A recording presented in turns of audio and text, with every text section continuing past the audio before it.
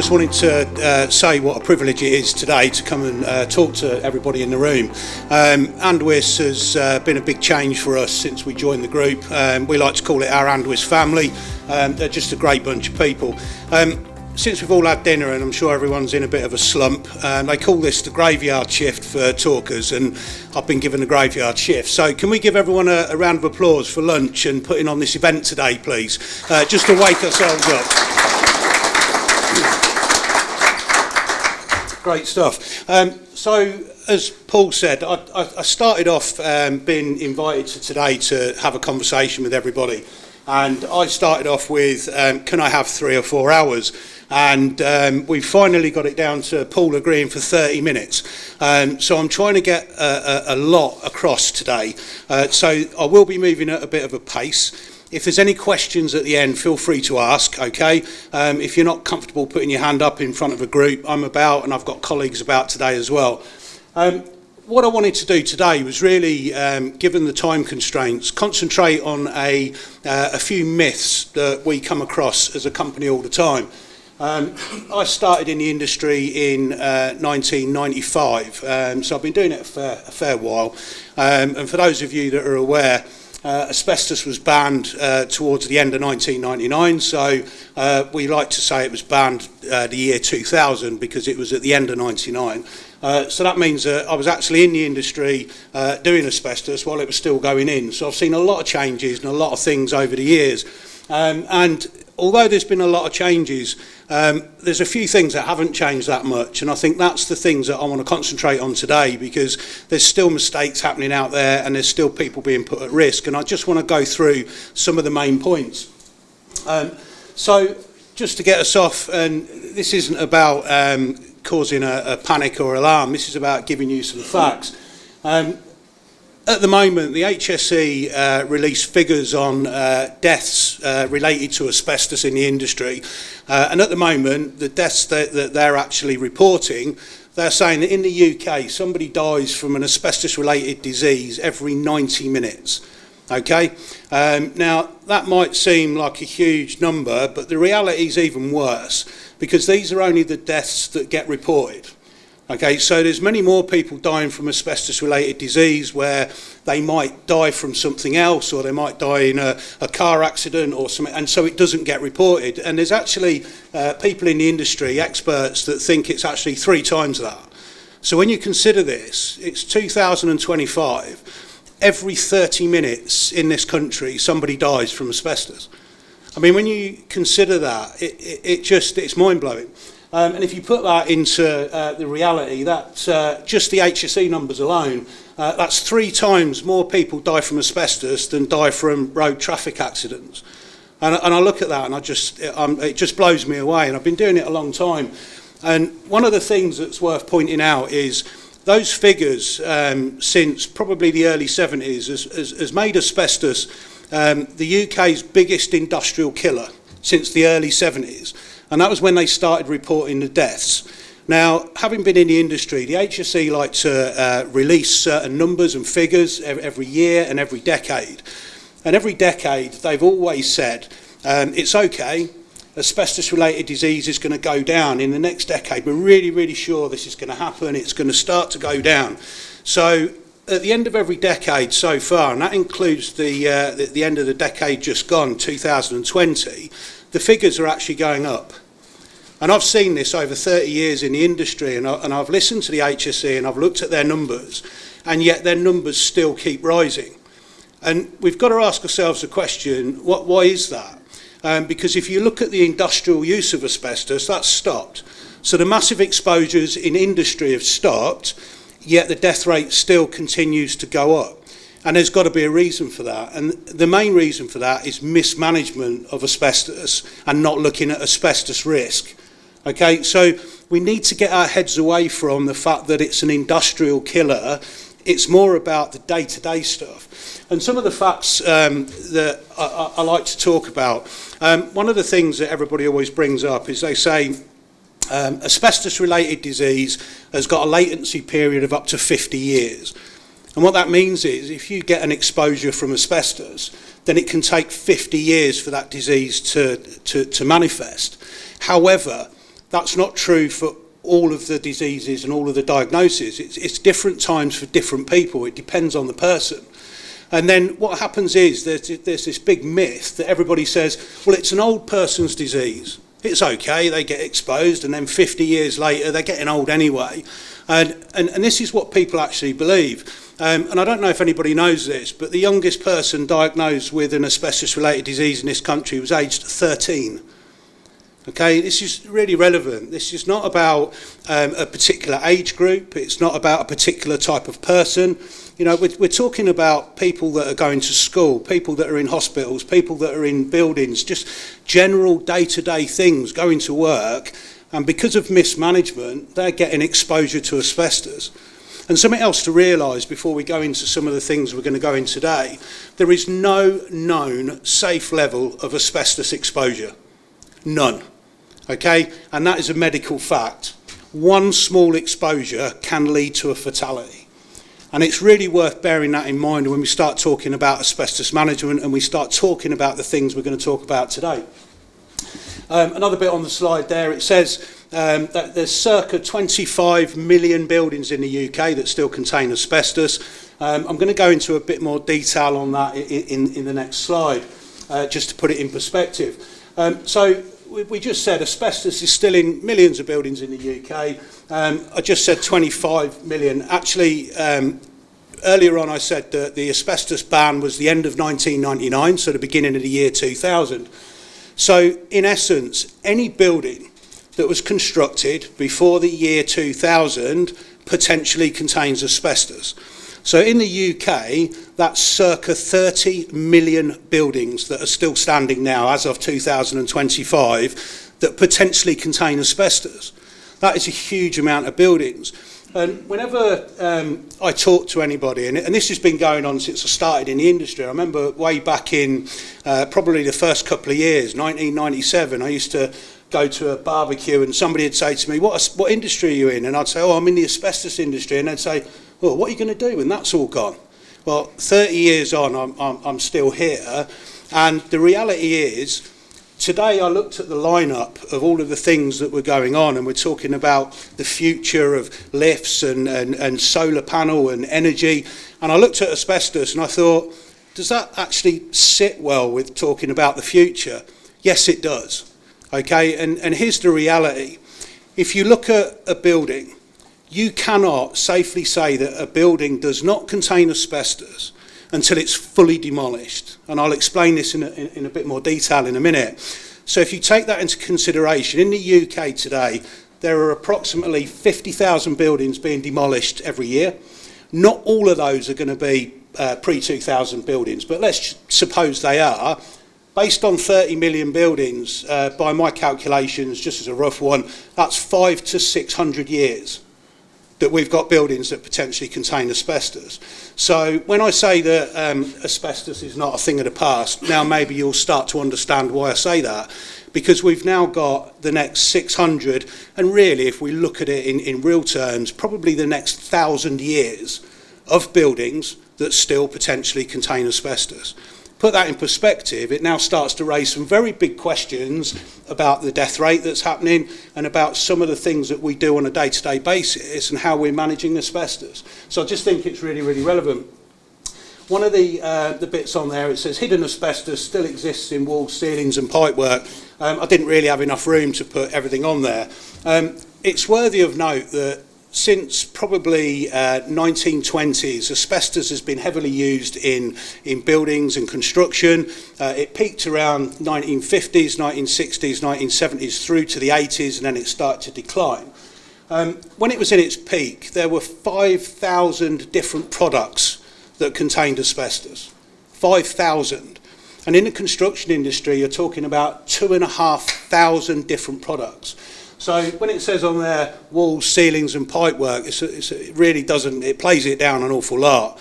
I mean, I've done surveys before now, and in a single building, I've found probably 30, 40, 50 different products in a single building.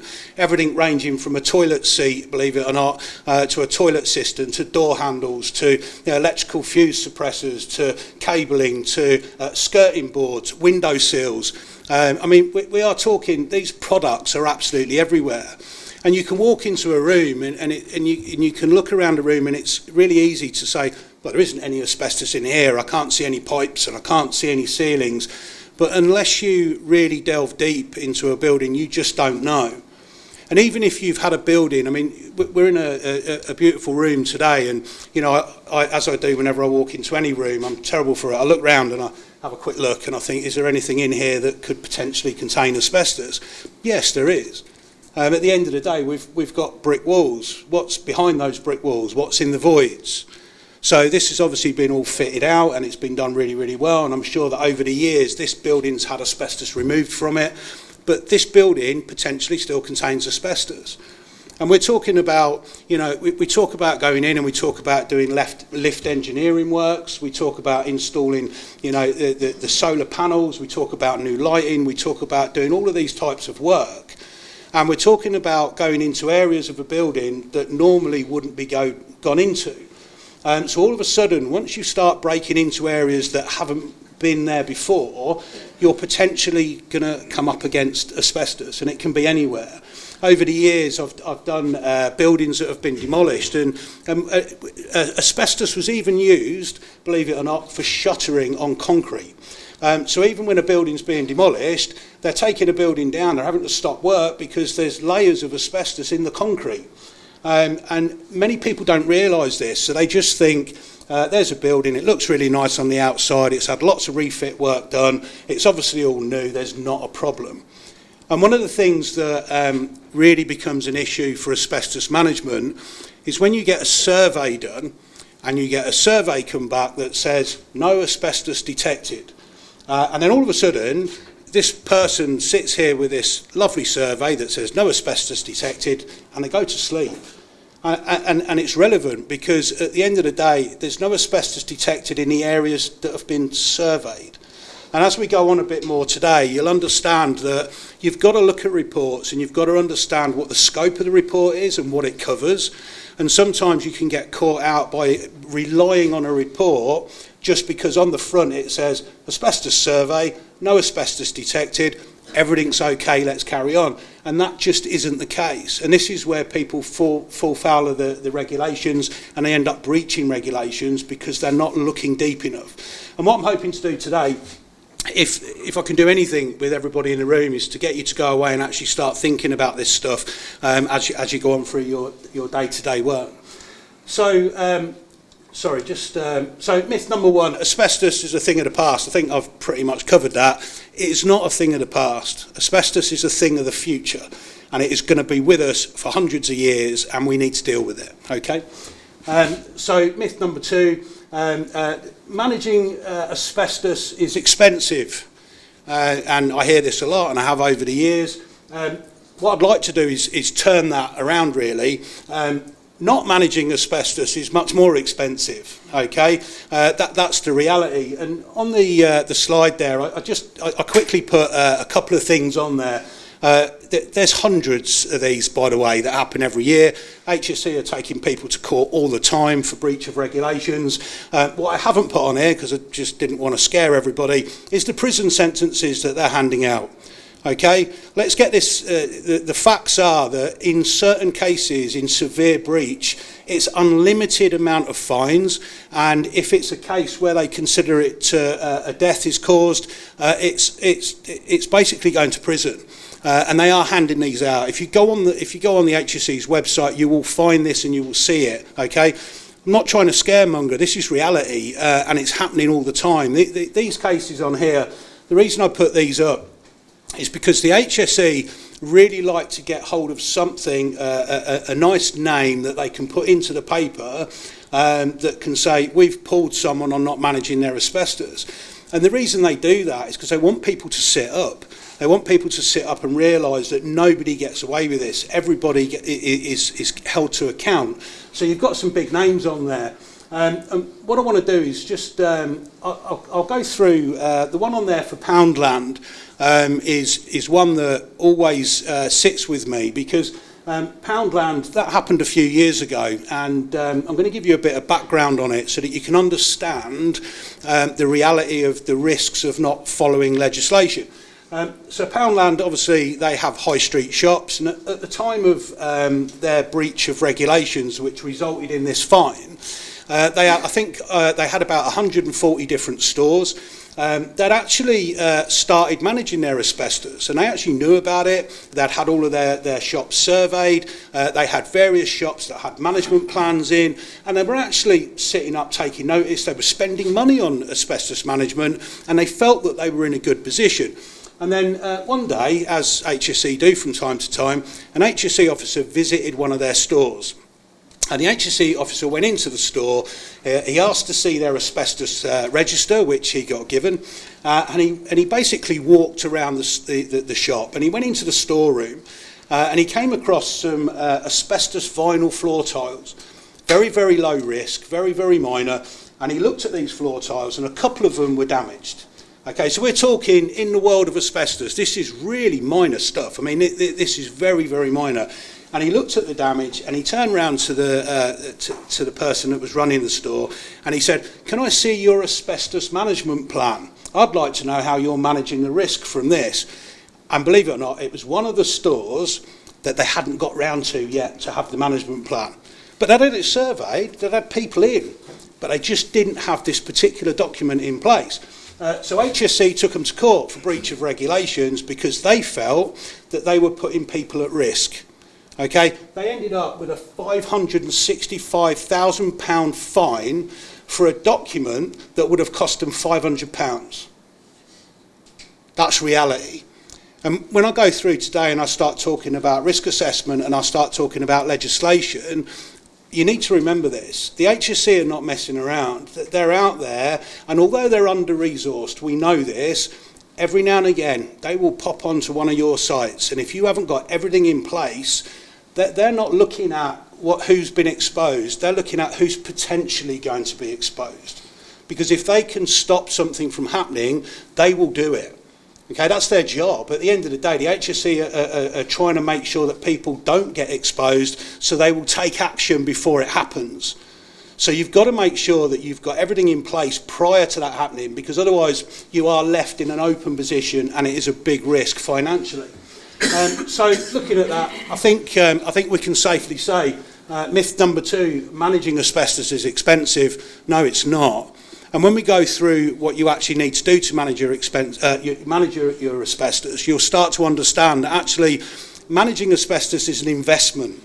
It's an investment in protecting your companies, yourself, your employees, and anybody else that might get exposed. So at the end of the day, that is a big myth, and I hear it all the time, and it really frustrates me because I see all of this stuff happening day to day, and because I'm in the industry, I hear it probably firsthand from a lot of people.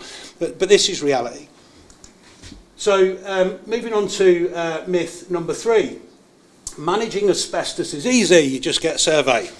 I've heard this for decades from people, and what happens is people look at the legislation and they briefly read the regulations. They tend to go straight to regulation number 4, which is the duty to manage, and they read the part that says you've got to identify where your asbestos is, and so they will call somebody in to do a survey. They will get a survey done of their building. They will get given an asbestos register that sits in the back of the survey report. And what they do is they sit there and they go, well, I'm compliant. I know where my asbestos is. All of it seems to be in a good condition. They put the survey report into a drawer and they don't worry about it again. Okay, that is not managing asbestos. That isn't how you do it. That is one thing. And to put this into comparison, it depends how you look at legislation, and it depends how you list all the items that you need to do. But generally speaking, there is anywhere between 30 to 70 different items that you need to do to effectively manage your asbestos.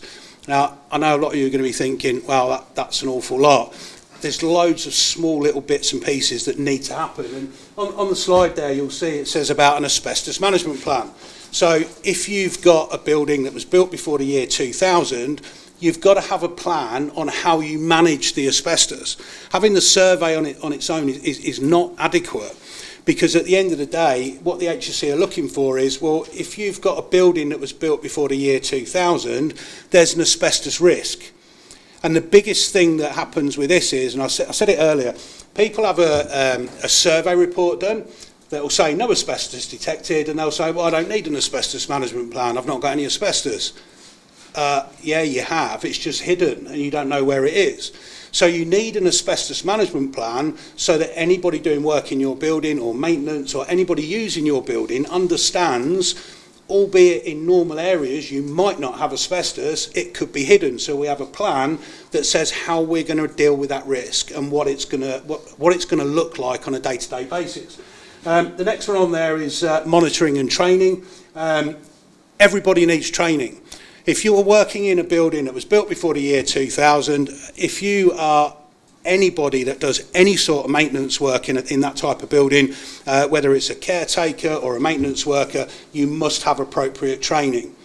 And just on the training element as well, I was having a conversation with somebody this morning when I first came, and one of the things that people don't understand as well is I know training seems to be a big thing with everyone at the moment, and everyone's getting their asbestos awareness training and they're making sure that all of the contractors have got training.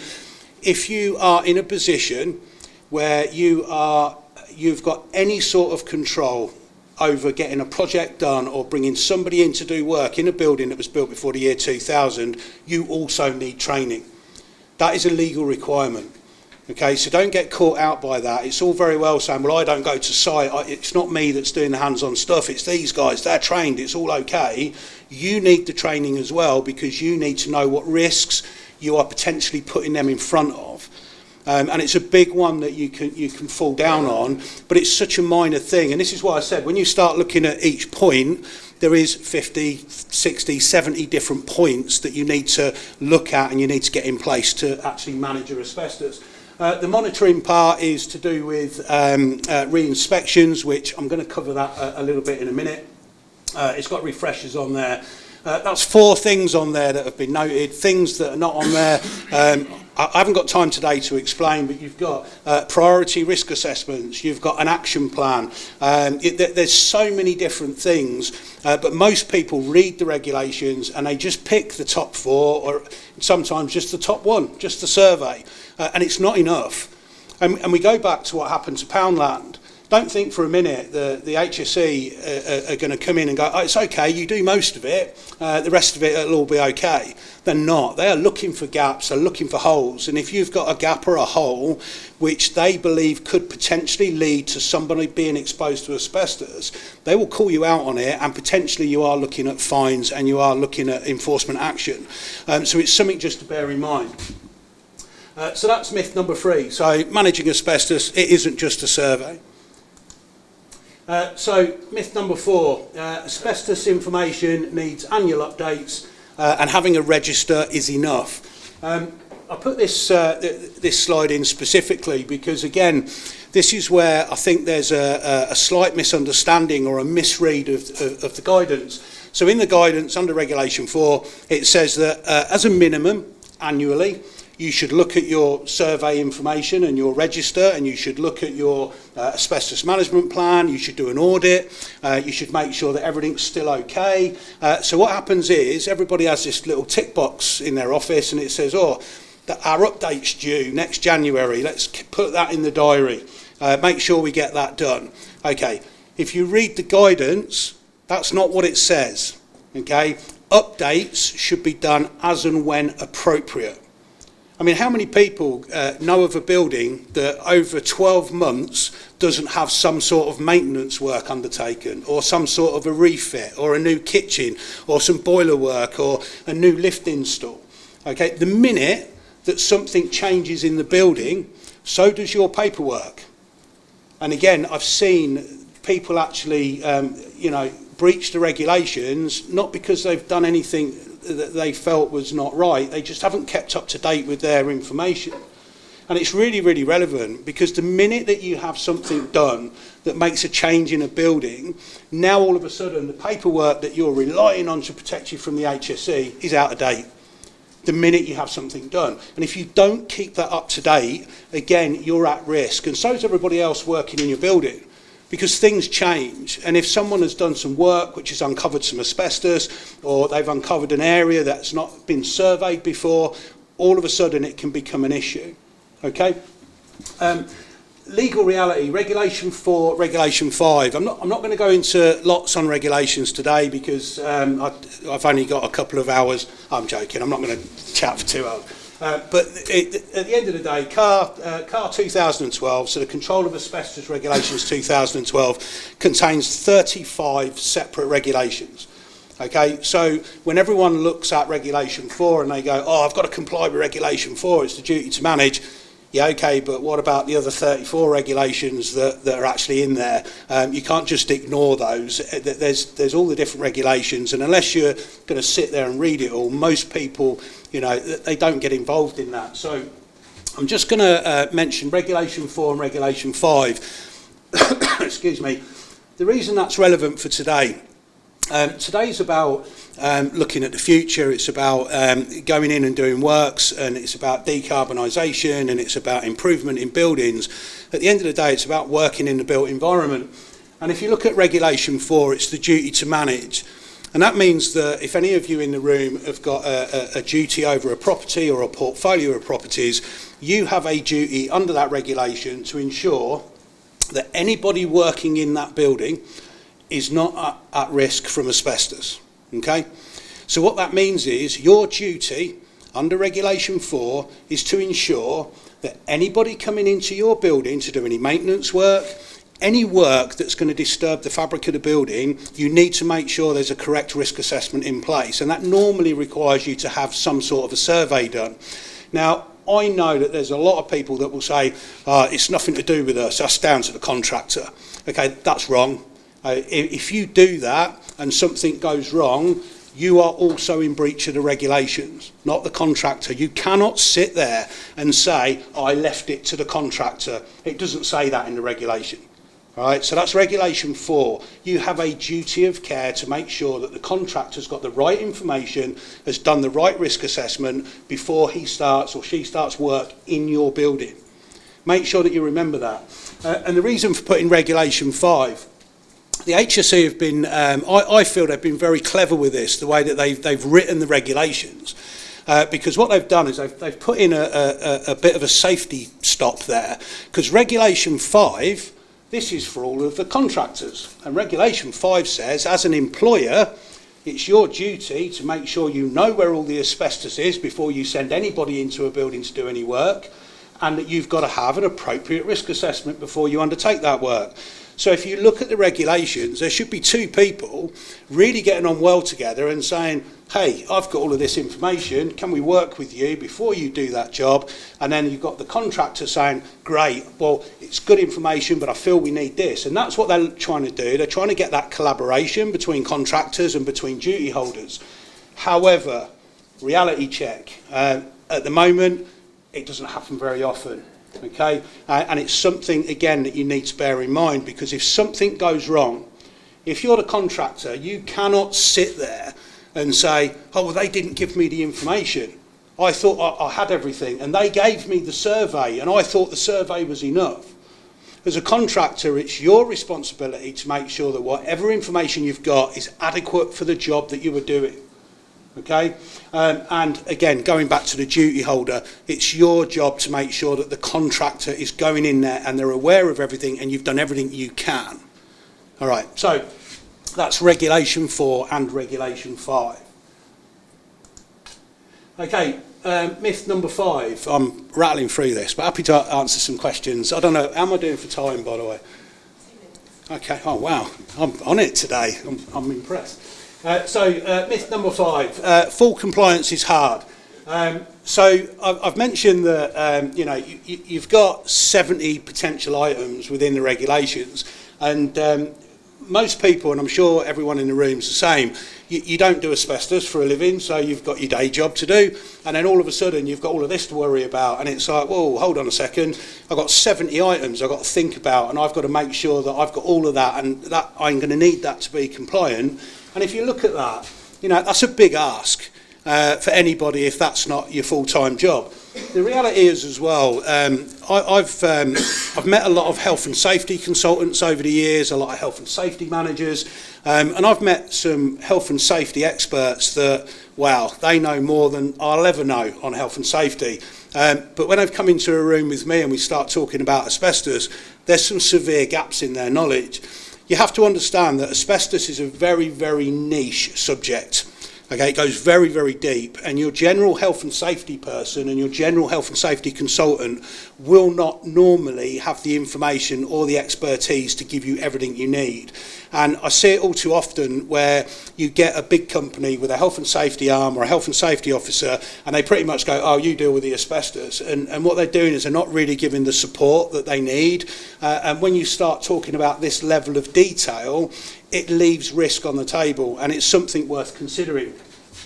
So what we try and do at Oracle is we come up with a couple of ways to try and help people really to comply with the law and to just fulfil their compliance, but do it so that it's nice and easy, so that you've not got to think about it too much, and we try and give that support.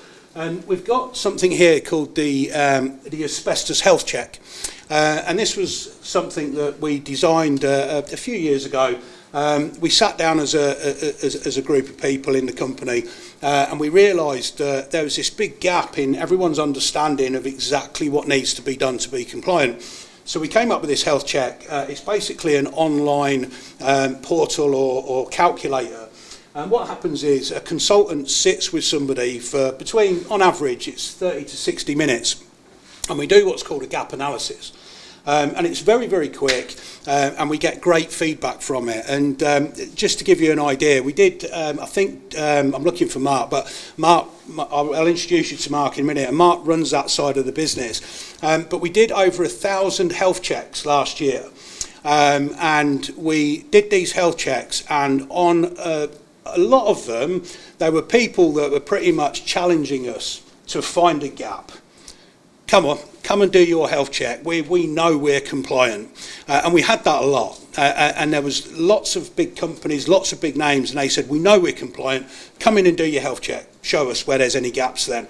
And every single one we did last year, there was gaps. All 1,000. There wasn't a single health check that we did where there wasn't a gap. And what that says to me is that people's understanding of their compliance sometimes falls short.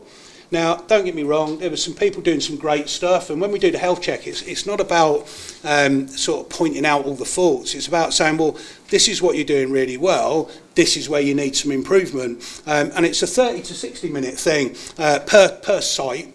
But what it does is it gives you a gap analysis. It makes it nice and easy because it's laid out, and it might be something small. It might just mean you need an action plan writing, or you need to do some training for the person at that site. But either way, it's something that's not been hit.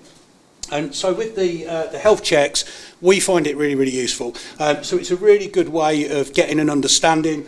Most of the feedback we get from everybody as well is they really enjoyed doing it because they felt they got a lot of knowledge from it and a lot of learning, because they're being asked a lot of questions. So all of a sudden, they're sort of saying, oh, I didn't realise that. And so it just means that you're actually giving training to the people that are doing this as well. So it's really, really relevant. And then the next one on there is Oracle's Teams database portal. So trying to keep up with the modern world these days. Like I said, I started back in 1995. So for me, this is huge change. We've been using it a very long time, but probably 5 years now. But the Teams database portal, I looked at the lift stuff earlier, and I'm looking at all of the apps and the tracking. This is pretty much what it does. It does it for asbestos. So what you've got is you've got something that keeps all of your information in the cloud at the touch of a button at your fingertips. It means that you can look at, if you've got multiple sites, you can look at every individual site. You can see exactly all your compliance items. It's got the dates on there. It's got what you need to do. You can update your information. So if you've had a refit or you've had something happen at the site, it's a case of just logging on and changing the information. So it keeps it accurate, it keeps it up to date, and it means that you know where you're compliant and where you're not at the touch of a button. Now, the great thing about the Teams the portal database as well is one of the items under the 50 to 70 items I talk about is contractor control. It's something that's in the legislation, and it says that you must adequately control contractors going onto your site. You can do that with this, because what you can do is you can give access to contractors through their mobile phone, and it means that when they log on to have a look at your documents, you've now got an electronic signature to say that you've done your part under Regulation 4, you've given that information across, and now you're covered, because you can say, well, I gave them that information. If something went wrong, it's at that point, and hopefully it never gets to this, but at least you can turn around and say, well, we did what we were supposed to do. Now it's gone wrong. Now it's down to the contractor. They've not followed, they've not done the right risk assessment, and so you've got this electronic record. One of the other things that the database does, which is really, really popular, it produces QR code stickers. So what you can do is in a building, you can put, you don't have to have big asbestos labels everywhere. It's just literally like a small square with a QR code on it. Those that work for you know the system, and you literally use your mobile phone. As you walk into a room, you click on the QR code, and what it does, it brings it up on the phone, and it says, you're about to walk into a room, this is the asbestos risk in this room, or before you do anything, this is the person you should contact. And you can pretty much put on there what you want that to say, so you can give contractors that ability to be able to see that risk assessment before they go in there. Again, really, really popular with a lot of our clients at the moment, and it just gets away from, decades ago of just filing cabinets full of reports and dusty old bits of paper that nobody ever looks at anyway, let's face it. You give somebody a big report like that and go, yeah, there's your risk assessment. You've no chance of them reading it, and really that's not what we're trying to do. We want people to read stuff, but we want them to read what's relevant. And with the Teams portal, what it means is they're getting the relevant information, and it's of interest to them, and they've not got to dissect a document they probably don't know how to read anyway. So it's good stuff. So that's myth number 5. Okay, right, getting there. Time's up, probably a couple of minutes ago. So I wanted to finish off today as we love being part of the andwis group, and they've really made a massive change to us as a company, and it's great being part of a big group. And what we wanted to do today is everybody in the room, normally a health check costs anywhere between £250 to £1,000 to do a health check, depending on the size of the building. If it's a huge school, for instance, it might be £1,000 cost. If it's a small shop, it might be 250. But we're happy to give away to everybody that's here today a free health check. Okay, so what we'll do is we're going to get a list of everybody's emails. We'll send an invite out to you all. Feel free to take us up on that offer. At the very least, you'll get to spend 30 to 60 minutes with one of the Oracle consultants.